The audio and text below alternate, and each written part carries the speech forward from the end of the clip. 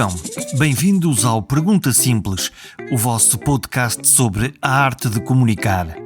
À 17ª edição é tempo de escrever uma crónica.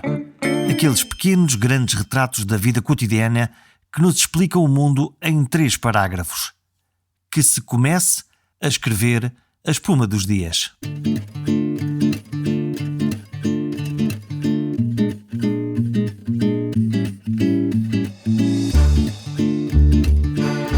Aos melhores jornalistas cabe a tarefa de serem grandes repórteres. São aqueles que correm para os sítios de onde toda a gente está a fugir.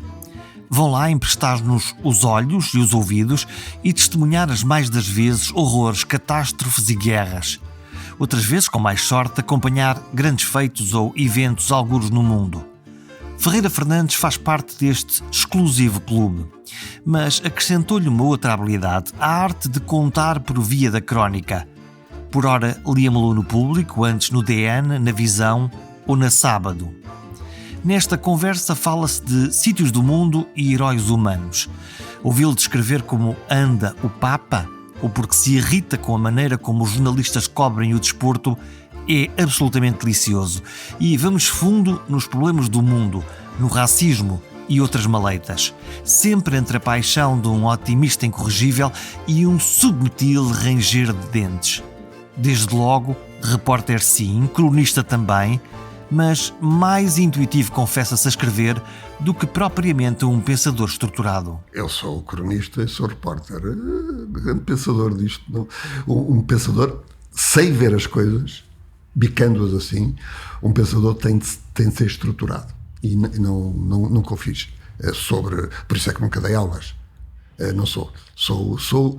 Sou na profissão aquilo que um cronista faz e que um repórter faz. Apanha o pormenor e sabe, adivinha o que é que está certo e é incapaz de lhe o explicar como pensador, exatamente. Vamos por aqui. Pensar nas coisas implica uma estrutura ou a intuição? É um caminho para conseguirmos descobrir a boa verdade?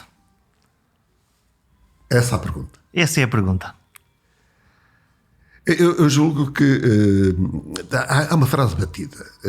Eu uso frases batidas, depois digo que odeio as frases batidas, que é andei a tirar o curso da vida para fazer o que sou, jornalista. E jornalista, a explicação simples a dar é aquele que vai, mesmo sentado, e volta para contar. Mas é verdade. Eu precisei de andar um bocadinho pela minha vida para perceber que eu tinha algum jeitinho para ver o que está e que às vezes as pessoas não notam. Vou por exemplos. E indo por exemplos, estou a falar de jornalismo, que o jornalismo é fechar o ângulo e não tentar explicar o mundo no seu conjunto. Aqui há pouco tempo, este ano, com um fenómeno que aconteceu e que chamou a atenção do país de uma coisa terrível, um jovem já não tão jovem, um homem de 40 anos, um cidadão de Lisboa, foi morto por uma razão horrível, que é o racismo. Ele foi morto, houve uma discussão sobre esta questão, foi morto e foram a Moscavide, que era o lugar onde ele foi morto. Os microfones dirigiram-se para várias pessoas que deram testemunho, e houve uma senhora para quem se dirigiu um dos microfones, e a senhora disse, estava a falar indignada, mas mais que indignada, estava a falar sentida. Disse, isto é horrível, o que aconteceu é horrível. E, ainda por cima, apesar do senhor ser de cor, ele não fazia mal a ninguém. Isto tem de acabar, o racismo é muito feio. Foi o que ela disse, mais ou menos. O racismo dentro da própria frase de quem comenta indignado contra o racismo. E o que explodiu foi uma discussão sobre a linguagem. E não foi sobre sentimentos. Ora, a linguagem, o que aquela senhora dizia exatamente, não era o apesar de. O que ela dizia era o seguinte, o meu vizinho foi morto e isso é inadmissível. E a discussão nas redes sociais, julgo que nenhum jornal foi por aí, as discussões nas redes sociais eram o apesar de. E eu que já disse tantas asneiras, enganado no falar, Tantos apesar de... Tantos apesar de, fiquei indignado com uma senhora que estava a dizer aquilo que me comoveu e estava a ser completamente mal interpretada. E esta é uma das explicações que nós temos de dar. Nós, jornalistas que escrevemos e temos de fugir da interpretação do apesar de, e temos de ir à essência das coisas, adivinhá-la, infelizmente também já está completamente espalhada nas palavras comuns. E isso é não sabermos do que é que estamos a falar. E volto, se há alguma coisa que eu poderia fazer nas escolas de jornalismo, aos meus colegas mais novos e sobretudo aos meus colegas mais velhos, que são talvez os que mais precisam, a nossa profissão tem de ter sempre em conta o seguinte: do que é que estamos a falar quando estamos a falar. Portanto, ser objetivo naquilo que é o importante e o relevante e deixar de fora aquilo que não merece ser contado. Sim, os apesares de... Eu não diria objetivo, é fundo. Vamos à questão, a que está ali. Um exemplo, as pessoas que me já ouviram 2 ou 3 vezes ouvem-me a repetir, eu não tenho problemas nenhum, porque estou a agarrar-me àquilo que eu acho que é essencial, àquilo que é fundo. Eu estava na ponte de Mitrovica, que é uma cidade do Kosovo, durante a guerra do Kosovo, e é uma cidade que tem uma característica, e a ponte sobre o Ibar fazia exatamente sublinhava essa característica, que há um lado que era do Kosovo, kosovar, albanês, muçulmano, e outra parte que é Sérvia, ortodoxa, e essa ponte dividia. Estamos a fixar-nos na altura da guerra da Jugoslávia em plena Europa. A posterior, porque é a última das guerras, que é a guerra do Kosovo, que era uma província da Sérvia e que estava com levantamento da maioria da população, que era muçulmana, contra os sérvios. O que viu os olhos do repórter e o que eu vi na ponte foi um drama humano completamente extraordinário, que explodia. E era... estavam lá todas as nações europeias representadas com as suas forças armadas. Eu vi a entrada pela primeira vez do exército alemão depois de 1945 num país, aconteceu lá, e estava na ponte e vieram uns carros daqueles carros protegidos, carros de guerra, e que pararam no meio da ponte, porque eles vinham do lado muçulmano, que tinha os franceses desse lado, e era necessário trazer 2 pessoas para entregá-los ao lado italiano, que ocupavam-se do outro lado. Eles vinham do lado muçulmano e traziam 2 mulheres que aconteceu-lhes ter nascido sérvias daquele lado. Descobriram que era errado e os franceses vieram trazê-las até ao meio da ponte. Saíram 2 senhoras, 50 anos, uma talvez mais, vestidos grandes saias, mulheres do leste, e traziam tudo que puderam trazer e que vinha com lençóis a agarrar as últimas coisas que tinham. Uma dessas mulheres tremia. Eu foquei-me nela. Os soldados estavam completamente derrotados, porque sentiam que era uma coisa dura que estavam a fazer, estavam perante uma situação que não estavam habituados, eram garotos de 20 anos e que estavam a ver ali aquele drama. E das 2 mulheres havia uma que tremia. Toda ela tremia. Passamos para o outro lado, estavam lá os jornalistas de todo o mundo, passamos já com os italianos e com as 2 mulheres para o lado daqueles que eram os sérvios que acolheram as suas. As pessoas sérvias que estavam para as quais fomos, elas não podiam connosco, odiavam-nos porque sabiam que a maioria da opinião era contra eles. E lembro-me de um que se passeava e dizia: remember Charles Martel, remember Charles Martel. Uma colega minha até perguntou o que é que ele está a dizer. E eu, como ia escrever ao mesmo tempo que ela disse, só te digo depois, quando sair. E a senhora foi acolhida, foi para um café, ficou à porta do café. O café chamava-se Dolce Vita, em italiano. Isto não se inventa, era assim. Profunda ironia. Ironia completa. E a senhora tremia toda ela, sentou-se, recebida com todo o carinho pelos seus, sentou-se no jardim e, quando se sentou, agarrou as pernas que estavam a tremer como os braços, e as pernas e os braços conseguiram parar o tremer. Mas há uma coisa dela que continuou a tremer. A boca começou a tremer com toda a força das pernas e dos braços, e ouvia-se bater dos dentes dela. E é isso que um repórter vai à procura. Eu preferia não ir à procura destas tragédias assim. Preferia, e já vi, e já contei, coisas muito positivas. Mas foi aquilo que eu vi. E era isso que era absolutamente necessário ser contado. Quando um repórter... no fundo, um repórter é uma testemunha profissional, equipada com capacidade de nos contar o mundo que está a ver.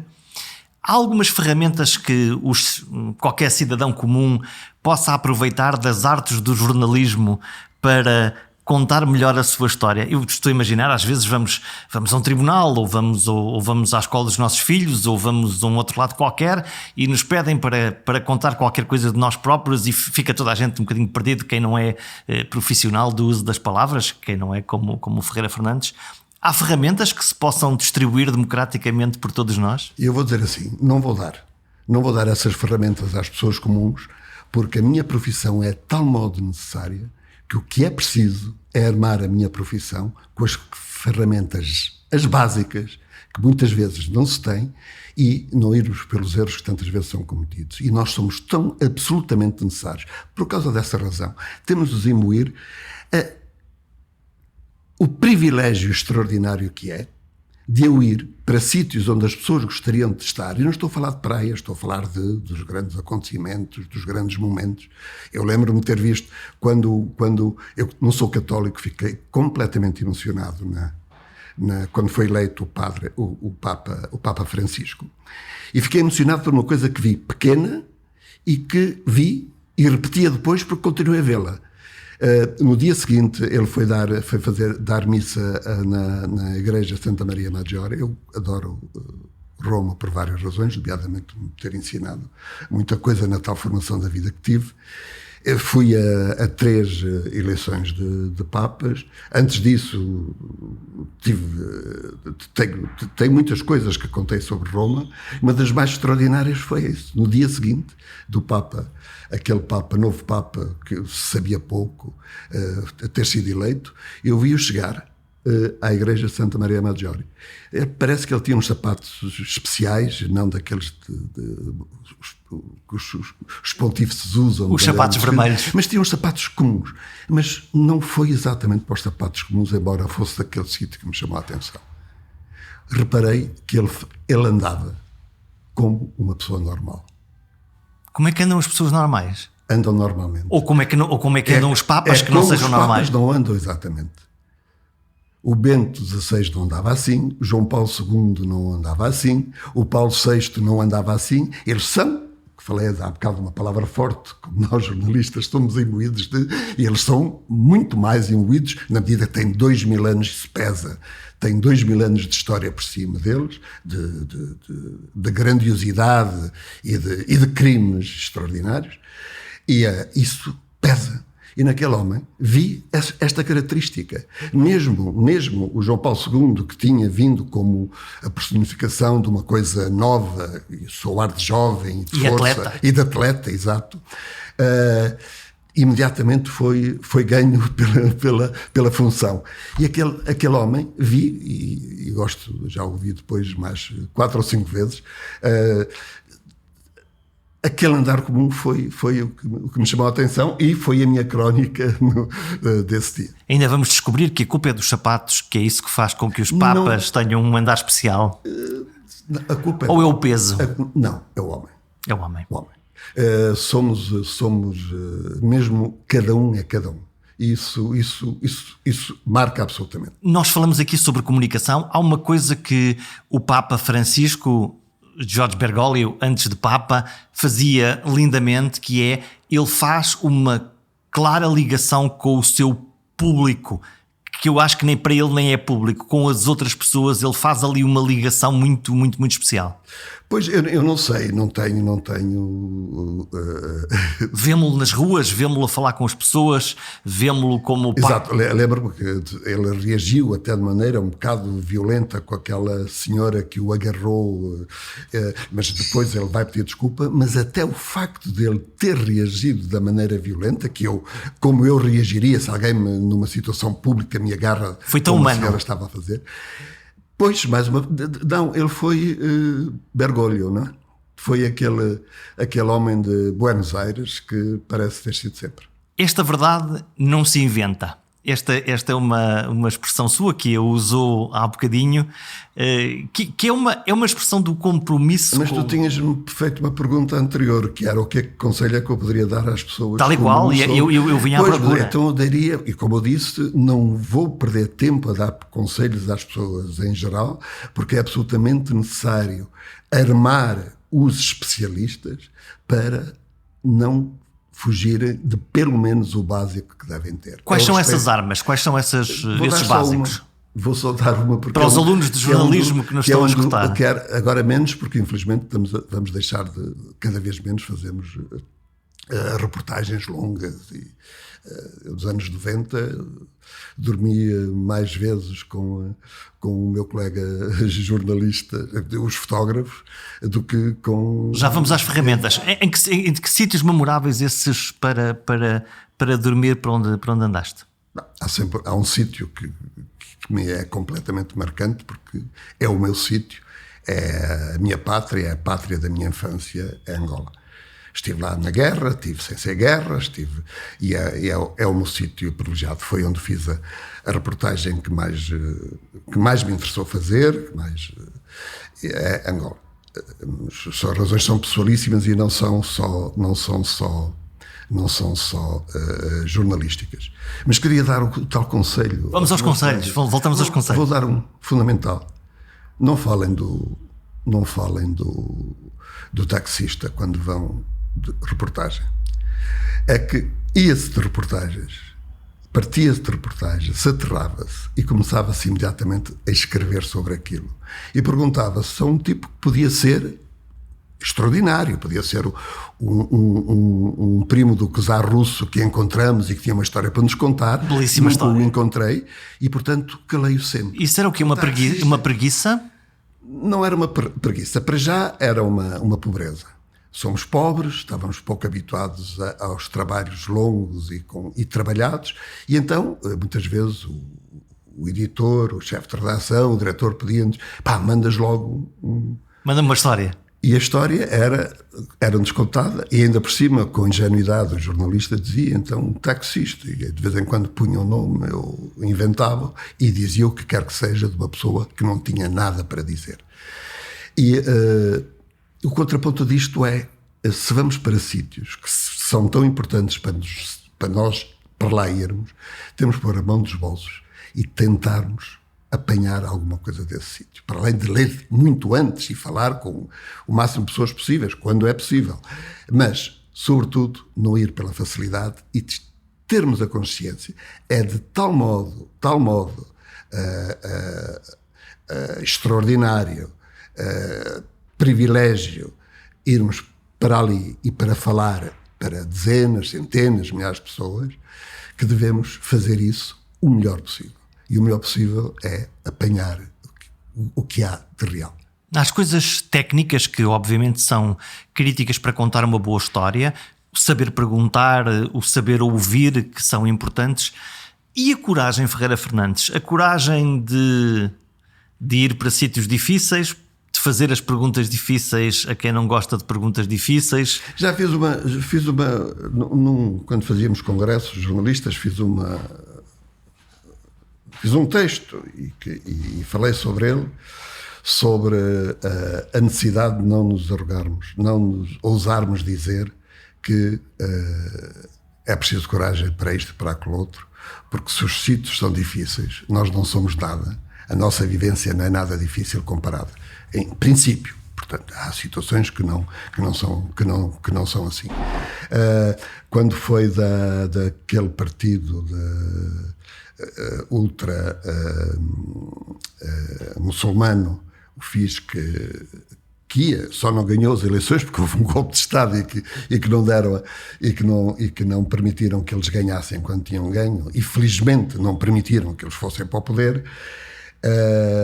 Eu estive por 3 vezes, estive nessa década na Argélia, e eu vi os meus colegas argelinos, esses que viviam dia a dia, e percebi que eles é que precisavam de coragem. E não era exatamente eu, porque eu do hotel, eu com os guarda-costas que eram dados pelo governo e que tinham horror a que nos acontecesse qualquer coisa de mal, eu podendo programar os meus horários, não sei o que mais, é uma coisa. Outra coisa era o bilhetista billet em francês é a pequena crónica diária, que escreveu uma crónica a dizer: eu tenho vergonha de chegar a casa porque me arrasto pelas paredes, olhando para trás. Escreveu isto, era bilhetista do Le Matin e foi morto no dia em que saiu a crónica. Esse é que tinha necessidade de ter coragem, porque tinha aquela coragem de vomitar, de raiva, de medo, e medo pelos seus. Sim, agora nós não era tanto como isso. E depois houve também a guerra da Jugoslávia, deu muito esse tipo de pretensões que queríamos beber aquilo que o Hemingway fez na Guerra Civil de Espanha, se fez. E era melhor não nos armarmos perante o mundo, porque ela é muito... Aquilo que fica, a pessoa comum, essa... Tem alguma coisa que merecia mais atenção do que o nosso medo, a nossa coragem. A questão do medo e da coragem, quase estranhamente, e aqui ao lado, não é muito longe, em França, em Paris, primeiro com os ataques do Charlie Hebdo, depois com um conjunto de outros ataques, aparentemente começa a nossa liberdade de expressão, de uma determinada ou de outra maneira, começa a ter algum tipo de reação, ora violenta por parte destes grupos radicais, ora de controle por parte do Estado. Nós estamos neste momento a viver uma pandemia onde em vários países as regras são se calhar um bocadinho mais extensas do que a situação o exigia. Referes, por exemplo, àquela lei francesa que foi retirada? Não fotografar os polícias, claro, por exemplo, que é uma... Eu não sou exatamente sou o filho mas não vivi, porque cheguei com 1 ano. Eu estive exilado em França durante 5 anos e cheguei no ano seguinte a maio de 68, mas vivi todos os anos que lá vivi, eram anos de confrontos e de uma violência extraordinária entre manifestantes e polícias, e vejo o espanto que se não se poder fazer isso. Perdíamos, por exemplo, uma das mais extraordinárias fotos do maio de 68, que é um miúdo todo de cabelos vermelhos e olhares cruscante, que é o homem do maio de 68, o Cohn-Bendit, ele baixinho, olhar para um polícia alto, a uma distância que seria hoje interdita por causa da Covid, e essa foto seria proibida naquele momento, e era que mais não seja por essa foto ou uma estupidez. Nós não podemos contar o mundo da maneira aberta que conquistamos nós a democracia ao longo de séculos, e que tudo é para ser contado. Mas estranhamente, ou só a mim é que me parece estranho que um Estado queira usar uma lei para limitar a possibilidade dos seus cidadãos mostrarem qualquer coisa? Não, julgo que não é estranho, é até mesmo o comum é esse. O comum é isso. Quem quer que seja que tenha poder, e não vamos mais longe, cada um com o nosso pequeno poder que temos, há coisas que nos são inconvenientes que se saiba e as escondemos, e se as podemos esconder, escondemos. Portanto, é muito mais natural que um Estado que tem, é de esperar, que tem tanto para esconder, que o tente fazer. E o facto é que há gente que, uns com mais coragem, outros com menos, fizeram isso ao longo dos séculos.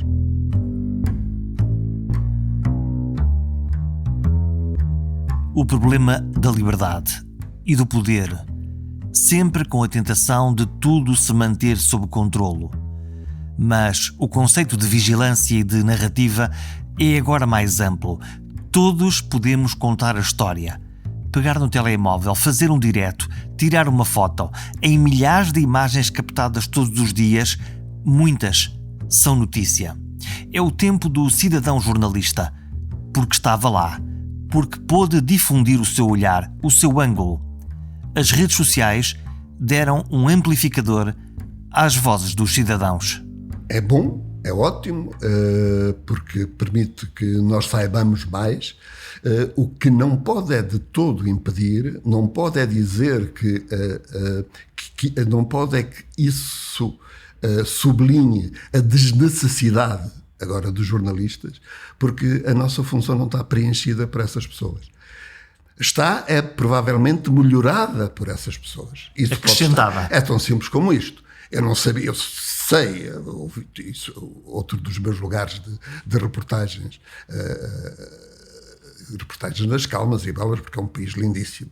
São os Estados Unidos, onde estive variedíssimas vezes, seja em campanhas eleitorais, seja por outras razões. Sei o que é a violência, e sei, por cultura própria, pela minha posição ideológica, por isso tudo, sei vivi os anos 60, que mais não seja de informação, do que é que foi a grandiosidade do impor a igualdade de um grupo de pessoas, os negros nos Estados Unidos, que não a tinham, e que ainda não a têm completamente, e que é necessário lutar por elas. Sei a importância disso, e sei, por relatos, o que é a violência policial. Sei, dos jovens da minha idade, exatamente da minha idade, contemporâneos meus, que eu exilei-me para a França. Os meus irmãos que estavam os meus irmãos, no sentido humanista do termo, que estavam nos Estados Unidos, iam para o sul dos Estados Unidos para dizer os negros são iguais aos brancos. Conheço isso tudo por cultura, mas de facto o que me ensinou, o que vi, o que é realmente a violência policial, foi uma fotografia, foi um vídeo feito por pessoas comuns que estavam numa rua e viram 3, 4 polícias em cima de um homem que dizia que lhe pedia para não lhes fazerem mal, e que morreu. Isso foi possível ser feito, essa informação foi impossível ser feita, porque hoje as pessoas têm uma possibilidade de ir muito para além delas do que aquilo que têm para contar. Portanto, é benéfico. E eu jornalista, aprendi o que era, vi de maneira que nunca tinha visto de maneira tão próxima a polícia, vi de longe. Quando digo longe, é pelo menos a 5, 10 metros. Aquilo entrou-nos nos nossos olhos. Entrou-nos nos olhos e nós aprendemos. Agora, o que devemos ver aí é a possibilidade de nós termos de saber mais e de repercutir aquele mais. Então, e o que é que a capa do jornalismo traz para além? Nós temos uma coisa que somos bastante cuspidos de há uns tempos para cá, e por uma razão que é até absolutamente legítima. É que nós pensávamos, lembro, sou do tempo não sou tão velho assim, sou um jovem de 72 anos, mas sou do tempo em que nós dizemos, que eu gostava tanto de ter feedback, gostava tanto de ouvir o que as pessoas têm a dizer sobre o que eu escrevi. E eles agora dizem. Agora dizem de todas as maneiras efetivas e já o dizem de uma maneira ilegítima, errada pelo menos, ilegítima não é? Vamos à caixa dos comentários dos jornais. Que dizem que estão a ver mal a coisa. É que nós somos uma profissão, de todas, seguramente, aquela que mais se autocritica. E isso não é percepcionado pelos cidadãos? Não é percepcionado. Não é percepcionado porque não vejo advogado. Vejo agora, por exemplo... No fundo, os jornalistas são... Da atuação erradíssima de um médico, no caso do CEF, a Ordem dos Médicos saltar cá para cima para defender o médico por razões do unicamente corporativo. E como isso, muitos mais. Mas nós, os jornalistas, como sublinhou muitas vezes um camarada meu com quem tive várias dissensões, mas reconheci-lhe sempre... Aquele que pensava, esse sim, pensava o que é que era o jornalismo, estou a falar do Oscar Mascarenhas, nós pomos em causa como ninguém, como nenhuma outra profissão se põe. Agora, temos de nos dar conta do seguinte, é que nós pensávamos ser sábios, enganávamos as pessoas mostrando uma sapiência que provavelmente não tínhamos. E isso hoje é bem visto pelas pessoas, as pessoas notam.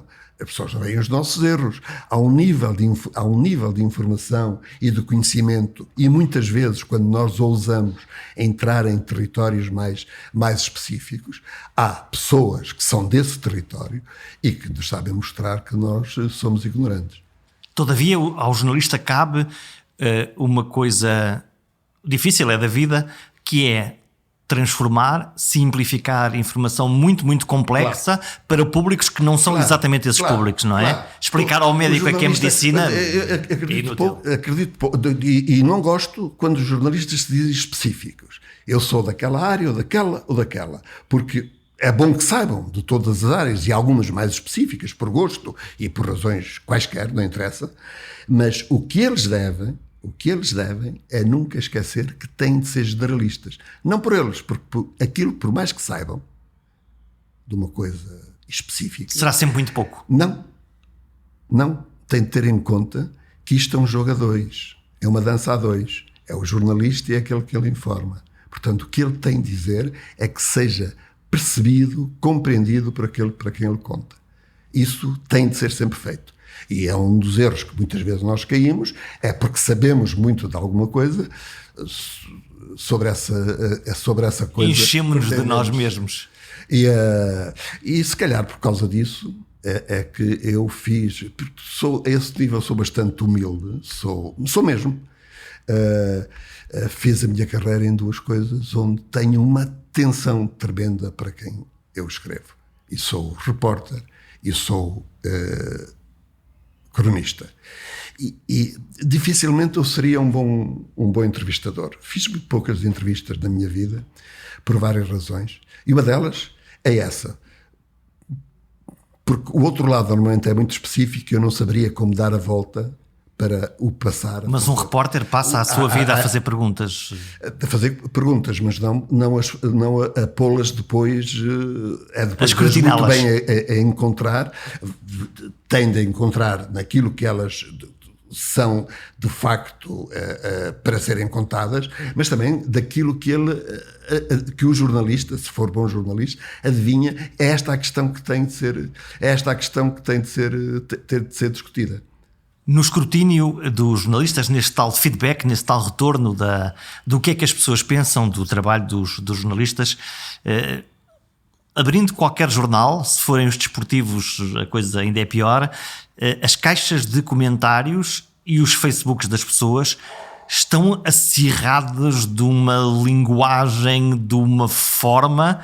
A coisa mais fácil que temos para pedras. Vamos falar dos jornalistas e sobre esse exemplo do futebol, como me choca as pessoas que vão comentar um jogo, e é para a generalidade das pessoas que vão comentar o jogo, têm de ter isso em atenção, porque por vezes têm centenas de milhares de pessoas a escutá-lo para aquele acontecimento ali, e fale-lhes a capacidade de ver o que se está ali a passar para toda a gente. Eu tive a sorte, há uma pessoa que me aquece muito o coração, foi o meu pai. O meu pai chegou com um irmão, ele de 17 anos, o irmão de 16, chegou a Angola sozinhos e começaram uma vida nova sozinhos.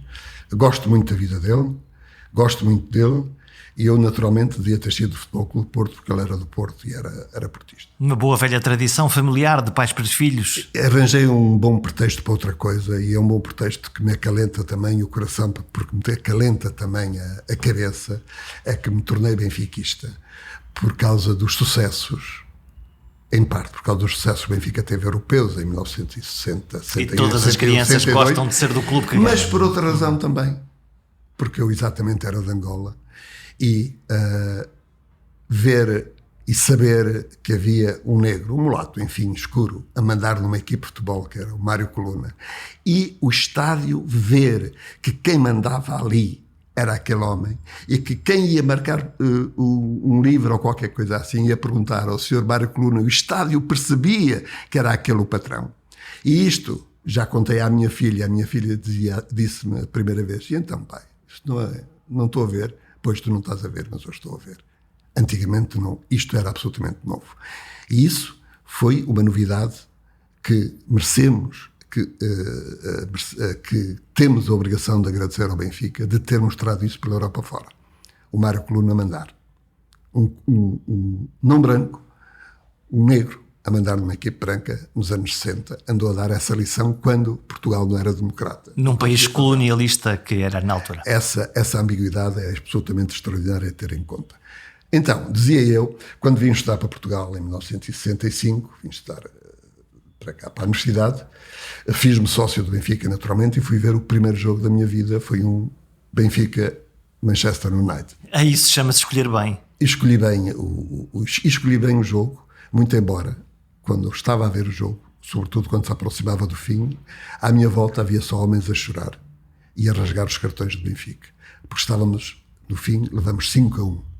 E eu estava absolutamente de olhos esbugalhados de ver a coisa celeste que se chamou Jos Best, um jogador que apareceu nesse dia, jogador islandês, que depois de tanto beber deu cabo da carreira, e eu tive o prazer de ver um jogador que não teria visto se não tivesse visto o futebol naquilo que ele era. Infelizmente não consegui ver ao vivo os 2 golos de Maradona, que muito gostaria de ver, e não me arrependi nada de ter estado naquele dia a ver, porque vi nascer uma estrela, exatamente assim, é frase batida, mas é real.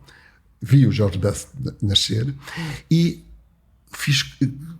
ultrapassei o facto do amor da camisola, uma questão meramente têxtil, ter sido ultrapassado pelo meu dever de baixar a cabeça, abrir bem os olhos perante a beleza. E ver aquilo que um São Repórter vê, que é o jogo joga-se no campo, mas de facto na bancada está o significativo, está a interpretação também, das pessoas. Sim, uma vez levei 2 jornalistas, que foram as primeiras, que escreviam sobre futebol.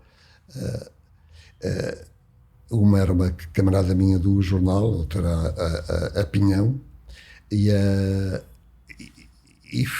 pedi-lhes para elas me explicarem as táticas que estavam a ser usadas, e foi um bocadinho o que é que eles estão ali a fazer? Brincadeira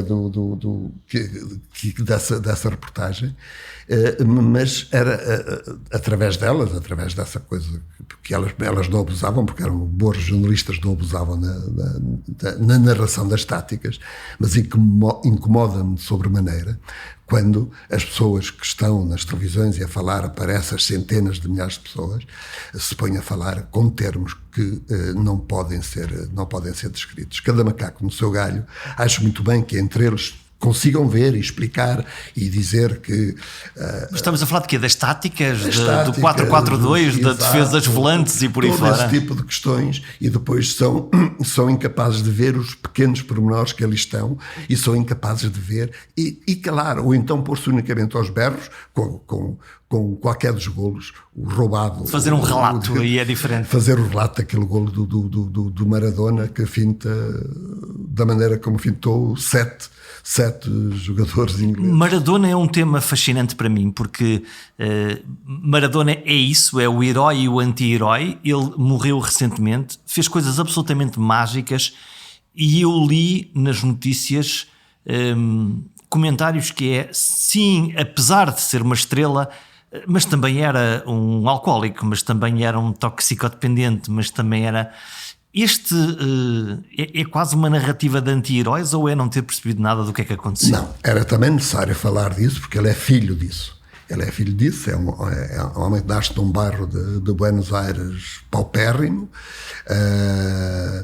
e tem esse embate de que é ser um jogador de género, provavelmente o maior que já existiu, ter características de jogo que entravam para os olhos dentro mesmo de quem não sabe de futebol. Isso que ele era uma magia estética que ele interpretava. Tem uma coisa tão simples como a inteligência das moscas, que é daquele pé esquerdo que ele fazia com o pé esquerdo, que era quase que só o principal que usava. O Messi também o faz, mas não tem o lado dramático que tem o Maradona, e trazer toda uma equipe às suas costas é notável. Ele pega no Nápoles, que não existia, e é campeão. Mas isso é uma vezes. coisa. Outra coisa também é contar como é que um jovem que com uma relação com a família, pai, mãe e irmãs, que teve sempre protetora, e como é que o drama que é um jovem que está solitário quando ele vai para Nápoles, com todas as coisas que lhe prometem, as mordomias e o que conseguem enganá-lo e tomá-lo e ganhá-lo quando ele costuma ganhar. Isso também tem de ser contado. Outra coisa é como foi narrado na televisão portuguesa, nomeadamente,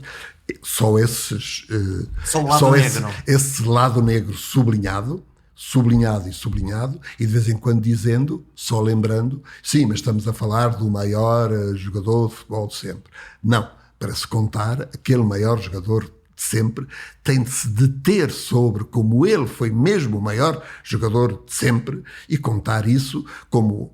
porque foi isso que me fez entrar em Mas campo. Isso é a forma de contar histórias que, por exemplo, eu não vejo um bocadinho no jornalismo francês, alguma coisa no jornalismo inglês, não vejo muito em Portugal, que é contar as histórias dos heróis do desporto, focado na condição humana e na condição do herói, e menos na tecnicalidade. Neste momento era de eu dizer aquilo que se costuma dizer nas entrevistas: ainda bem que me põe esta questão, mais uma vez uma frase feita, mas é exatamente essa questão. O desporto é tão simplesmente isso.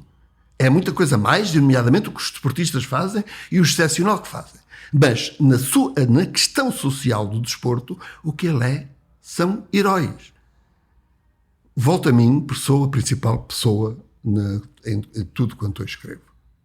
Volto a mim, estou-me a ver, tenho 10 anos, venho de férias cá com a minha mãe, estamos na Avenida dos Aliados, e há um indivíduo muito bem vestido, lembro-me sempre disso, que vem a caminhar para mim, eu reconheço, o coração aquece-me, porque é um patrício meu, angolano, defesa central do Futebol Clube de Porto, Miguel Arcanjo. Mete-me a mão na cabeça. Fiquei em êxtase. A minha mãe olhou assim para mim, olhou para o senhor, sorriu, cumprimentaram-se, tiveram um bocadinho a falar, e eu ali em êxtase. Era o Miguel Arcanjo, e gostava tanto dele, sobretudo porque era do clube do meu pai. Eu estava nessa transição na altura para... E alguém que se chama Miguel Arcanjo e que põe a mão na cabeça é quase simbólico. É interessante, porque aqui há uns tempos estava a falar com um colega angolano, um amigo, estava-lhe a dizer: tu vê lá isto que me aconteceu. E ele disse: a mim não me aconteceria porque ele é meu tio. mas aí estava ali um herói. E esta história do que eles são e dos heróis que eles são é que deve ser de facto contado. Como é que nós ficamos de tal modo e com coisas tão bonitas, porque é aquele tipo de herói que depois que nós vamos esquecê-lo, não desmarca a minha vida. Eu não sou obrigado a dar dízimos, talvez seja obrigado a pagar a minha cota, que não tenho, do clube, ou então pagar a entrada, mas não vou dar cabo da minha vida por causa daquilo. Conheço as limitações desta relação, mas sei também como aquilo me transporta para o que me transporta. Anunciou agora, há um par de dias, que escreveu a sua última crónica para o público, onde escrevia habitualmente. Espero que continue a escrever em algum sítio. Sim, eu já tinha trabalhado no público anos 90 e depois o diretor teve a simpatia, depois de sair de diretor do Diário de Notícias, teve a simpatia de me convidar para, desde este verão estava a fazer uma crónica diária, uma crónica semanal no público, de página inteira, uma crónica grande, que me deu muito prazer de fazer, mas agora vou fazer um jornal com a Catarina Carvalho, portanto nós éramos ambos da direção do Diário de Notícias, vamos fazer um jornal online para uma paixão que eu tenho, ela também tem, e todas as pessoas que vão fazer jornal têm de ter obrigatoriamente, até porque é uma questão que é muito normal e usual em Lisboa. Vamos escrever sobre Lisboa e um lisboeta fascinado é uma coisa relativamente simples de encontrar. Agora vamos nos obrigar a que esse fascínio mereça a razão do nosso fascínio. E ser contagioso, seguramente. O que é que faz, na sua mecânica, construir uma bela história? Uma grande irritação ou uma grande paixão? Que me faz construir uma bela história em reportagem, é a reportagem. É aquilo que eu tenho. Mas numa crónica, quando vamos construir uma... As crónicas, normalmente, com quem é que se tem irritado? Fiz durante anos crónicas diárias, em vários sítios, diárias, e o que me condicionava era o mais próximo possível, não só. Nunca consegui fazer uma crónica que não tivesse um grande máximo 48 horas antes de ver as notícias, pensar a realidade e disparar. Pensar menos, porque prefiro mesmo não pensar e sair-me do que... Portanto, as irritações pesam mais nesse processo? Não necessariamente as irritações, mas não, acho que, sendo eu um otimista, acho que são as coisas boas que pesam mais que as irritações. Que são maior gatilho. São mais. E aí o que faço sempre é prestar uma homenagem, isso é mesmo, também fundo e volto à criança que fui. É prestar uma homenagem à escrita das pessoas que mais me formaram. E há pessoas que o fizeram através da literatura em geral, ou então através de sábios que escrevem livros sábios e específicos, de coisas, volto à palavra, científicos. Foram os jornais. Tive a sorte da minha mãe, em Luanda, a assinar duas revistas brasileiras, a Manchete e o Cruzeiro, e aprendi a ler. E, sobretudo, não aprendi a ler, mas aprendi a escrever claramente com a escrita brasileira. E isso é um tema que eu recorro constantemente, porque sou um homem grato. O escrever a língua portuguesa, os brasileiros conseguem como ninguém. E, a nível da crónica, quer dizer, aquele contar alguma coisa onde o eu, aquele que escreve, está absolutamente presente.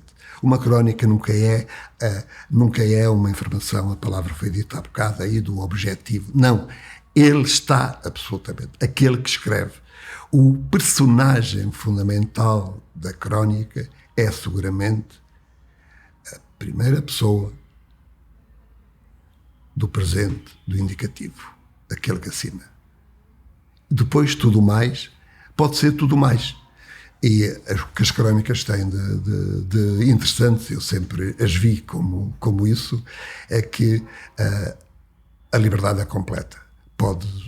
O que quer que seja o mais pequeno dos gestos, e sobretudo, principalmente o mais pequeno dos gestos, é aquilo que tem para ser contado. Se isso se integra dentro de uma questão da declaração da Guerra Mundial, também dá jeito fazê-lo, mas o essencial é isso, é eu a contar aquilo que outro tem necessariamente. E o leitor nunca são 5.000, 100.000, nunca estive, provavelmente. Ou 8 pessoas. É aquele. É aquele. Apenas um. É para aquele que eu... Já que falamos do eu, como é que o eu, Ferreira Fernandes, está a viver estes tempos da Covid? Com algum discernimento do tamanho dessa coisa. Porque podia-nos ajudar a pensarmos que há 100 anos aconteceu uma outra peste. E gripe espanhola. Não, e aconteceu em outras circunstâncias. Houve alguém que escreveu, acho que em inglês ou americano, escreveu aí bem contra a capa da revista Time, dizer o ano pior de sempre, vírgula, é não pensar o que é que foram os anos a seguir à Primeira Guerra Mundial, quer dizer, numa Europa completamente devastada, completamente, e com a sua juventude perdida. E se não perdida de morto, perdida por não ter uma perna, perdida por ter visto o morticínio dos piores que houve, que marcaram, que era o dia-a-dia. É difícil comparar qualquer coisa com isso. É difícil. E depois deu 50 milhões de mortos. 50 milhões. Nós não estamos aí nem de perto nem de longe. Nós temos muito mais informação, é uma coisa que é terrível, irrita muito que me aconteça na minha idade. Há um senhor muito bonito que disse, foi o segundo ou terceiro a apanhar